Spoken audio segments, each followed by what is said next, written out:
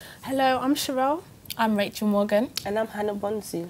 Today we have here with us Juliet Oparah, who is a presenter for a talk show called Connect Afrique on Ben TV. She started presenting after gaining knowledge from regular visits to her hometown in Nigeria. One visit led to the next and she began to document what she encountered. The footage then became the basis and inspiration for the talk show, which now reaches more than 8 million homes in the UK alone. Thank you for coming in to talk to us today, Juliet. Thank you for having me. And first of all, I would like to know a bit more on what Connect Afrique is. Okay, Connect Afrique is a talk show that basically we target Africans and Caribbeans living in a diaspora. Excuse me, I'm a bit tongue twisted now. It came from my own personal experience, being a British citizen, living here in the UK, basically all my life. I was born in Nigeria, but came to the UK when I was 2. Okay. And after that, literally, I spent all my life here. And so although I'd grown up in a very much African home, I didn't know too much about my culture. So my travel to Africa was more to find out who I was, more about my origin. And I finally decided, after how many years of contemplating, decided to up and leave and go to Nigeria by myself. So yeah, that's how it started. Interesting. And also, I've watched a couple of clips on YouTube, and I also noticed that you have a passion for culture. I wanted to know if culture is something that plays a very important role in your life. No, definitely. Culture, I mean, it is somebody's ID. It's who you are, regardless of the country in which you've grown up or the country that you're living in. Your culture is your sense of identity. And I believe that without culture, one is unable to know who they truly are. Yeah.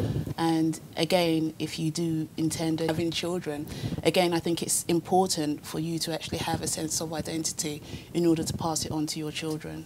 Okay. You tend to do a lot of Vox Pops presenting. Is that your favourite style of presenting?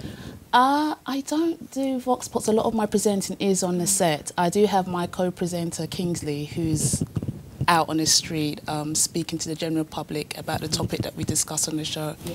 But I'm pretty much in the studio with the guests, so yeah. Okay, so that's your favourite style instead? I do prefer studio work. There's just a show reel and you was going around asking people questions, so yeah, that's previous work I've done in the past, just basically doing little bits of work just to kind of gain more experience within the media industry. The transition from working a normal 9-to-5 job into being a presenter, what would you say the difference is? Would you?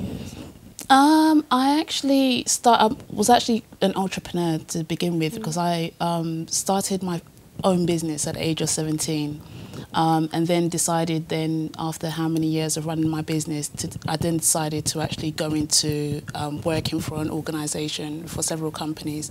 Reason being is because I was quite young when I started my business, and although I had done a business course, I also wanted to actually get the hands-on experience of actually working within an organisation, because when you start business at a very young age, you kind of run your business according to what you know and only by what you know.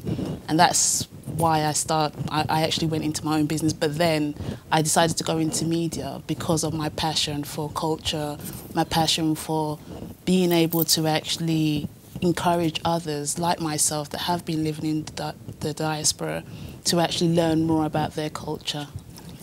What do you like best about television presenting? What can I say? It's not so much the TV presenting, to be honest with you. I think it's just being able to pass on the message to a wide audience, and being able to see, having people come to you and say, the show that you done, that perhaps it was a particular topic, it actually had some sort of impact on them. And I think that's the greatest thing, most of all, rather than the cameras. I hate cameras, to be honest with you. You wouldn't think it, but I actually hate cameras, I do. So what advice would you give to young aspiring television presenters that are trying to get into the business? I would say be in the industry for the right reasons. It's an extremely tough industry to be in. As I was saying to Sherelle before the interview, there's a lot of backbiting. You have to grow literally a thick skin to be in this industry. And you have to be prepared to do all sorts of work before, because it is extremely competitive. And you have to be able to be quite flexible and quite versatile as well. Like I said, just be quite a strong person, you know. Touching on what you just said earlier on, you have to do different sorts of various works. Is there anything else you have to do to support your career apart from presenting? Well, we actually have, the show is actually my own show. It's not actually owned by the station. So we actually have an extended arm, because I've actually brought my business skills into this. So I'm not actually just the presenter of the show, I'm also the producer and also the creator of the show. So we actually have an extension of Connect Afrique talk show, which is called Connect Productions. Okay. And what we do, we actually do all works in terms of production and stuff like that. So that's great. That does help. That's really good. Because you took a course in not just in presenting, but in production as well. Yes. So, is production or presenting your most favourite? I just done a very short course in production, I must say. So I'm not a pro like the guys behind the screen. But it was just mainly just to kind of like, for me to know a bit more about the industry. I've very much kind of applied my business knowledge into the industry, and just kind of like, I have a great team that work on Connect Afrique. They're fantastic. I kind of rely on their knowledge, and I kind of sit there and say, okay, this is what I want, make it happen. So yeah. So do you think image is a big issue in the industry? It is. Oh yeah. It is. It's a huge, huge problem. I think the media industry really do apply a lot of pressure, especially on young females. There's a particular look that you have to have, apparently. I don't know who's made that law, but apparently there's been a particular look. Again, you find that because obviously the media has a very strong influence on people. Yeah, especially younger people. Exactly, who are very, you know, it's so easy for them just to, when you're constantly watching a program or a show and so forth, and you're seeing somebody who's probably a size 8, no offense to natural size 8 women, but when you're seeing somebody who's a size 8, and you're seeing all these people who are size 8, and you just have that impression that's what you need to be as a woman.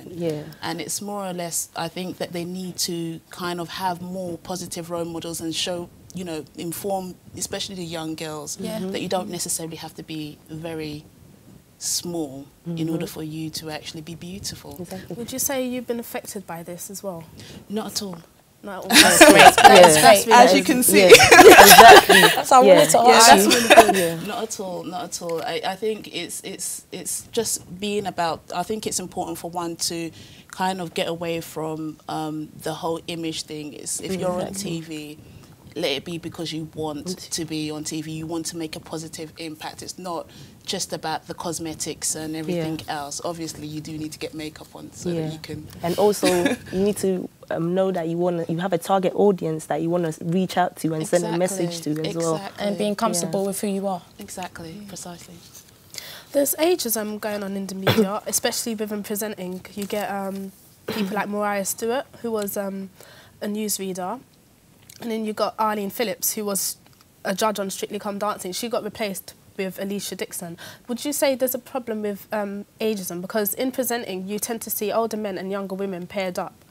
Instead of, you know, younger men, older women. You hardly see any older women in presenting. I think, again, it's all about this whole kind of false image. I think, yes, there is a lot of ageism within the media industry. There's so much things...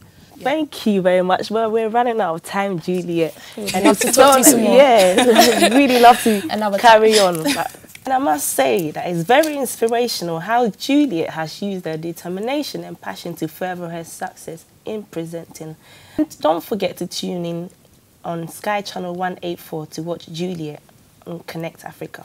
Thank you. Goodbye. Bye.